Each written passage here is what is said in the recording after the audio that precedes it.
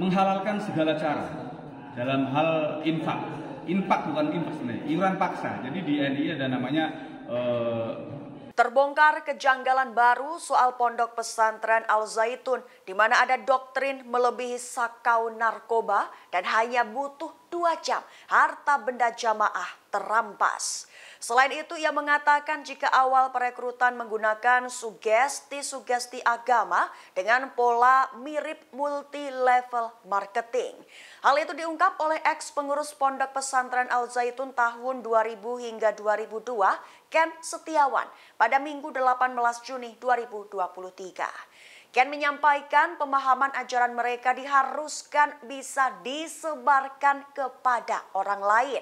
Dan hal itu menurut Ken sudah seperti narkoba, bahkan sakaunya lebih berbahaya. Perekrutan hanya membutuhkan waktu 2 jam untuk memberikan doktrin, bahkan berhasil merampas semua harta benda milik jamaah. Menurut mereka, merampok harta tidak masalah karena masih dalam kondisi perang, di mana harta itu bersifat goninah atau rampasan perang. Dalam merampas harta jemaah itu, pihak pondok pesantren Al Zaitun bahkan menghalalkan segala cara dan kepada siapa saja, bahkan termasuk orang tua. Ia menyebut jika ada pilihan harus menyelamatkan nyawa orang tua atau harta orang tua, jemaah didoktrin untuk lebih memilih menyelamatkan hartanya terlebih dahulu. Menghalalkan segala cara dalam hal infak bukan infak sebenarnya, iuran paksa. Jadi di NII ada namanya harta ini adalah diambil oleh pimpinan. Ayatnya adalah ambillah sedekah dari mereka untuk membersihkan diri. Jadi ada yang sampai jual tanah, jual rumah. Terus tadi sholat juga belum diwajibkan, bukan dilarang ya, tapi belum diwajibkan. Jadi mereka mengatakan negara Indonesia masih jahiliyah, masih Mekah, hukumnya bukan hukum Islam, hukumnya Pancasila, tauhid, demokrasi haram. Jadi ya sholat itu besok ketika negara Islam sudah menang.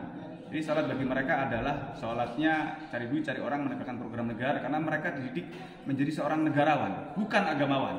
Makanya nggak heran kan sholatnya di Al Zaitun pakai jas, pakai dasi, ya karena mereka pada dasarnya belum diwajibkan kok, dan mereka suka-suka dia karena ini akan membuat mazhab baru, pemikiran baru, dan menurut saya ini bahaya sekali, apalagi syahadat mereka juga dirubah.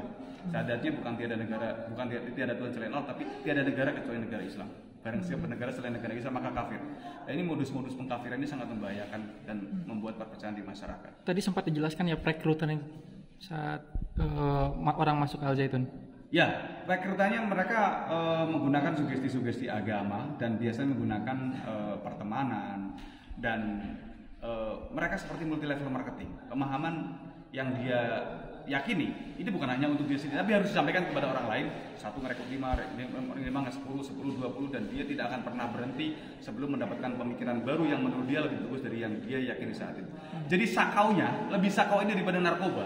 Kalau narkoba nanti direhabilitasi, dosisnya dikurangi bisa sembuh. Ini merasa paling benar. Ini mewarisi sifat iblis, merasa yang lain neraka semua, surga hanya dia.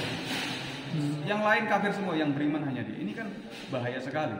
Biasanya berapa lama itu perekrutan doktrin-doktrinnya? Tergantung calon korban. Biasanya dulu kita merekrut maksimal 2 jam saja. Kita sudah pastikan orang yang bawa laptop, bawa dompet, bawa elektronik harus pindah tangan tanpa hipnotis, tanpa gedam. Murni sebuah dialog pengkondisian yang disugesti dengan sugesti agama. Ada istilah untuk menguasai orang yang bodoh, bungkuslah sesuatu yang batil dengan agama. Merampok nggak apa-apa, tapi ini ayatnya. Ini dalam kondisi perang, harta musuh bisa dipakai untuk perjuangan. Namanya fa'i atau ghanimah, harta rampasan perang. Boleh dipakai untuk perjuangan. Jadi harta orang lain, termasuk harta orang tua, ketika masih belum berbaiat kan kafir juga.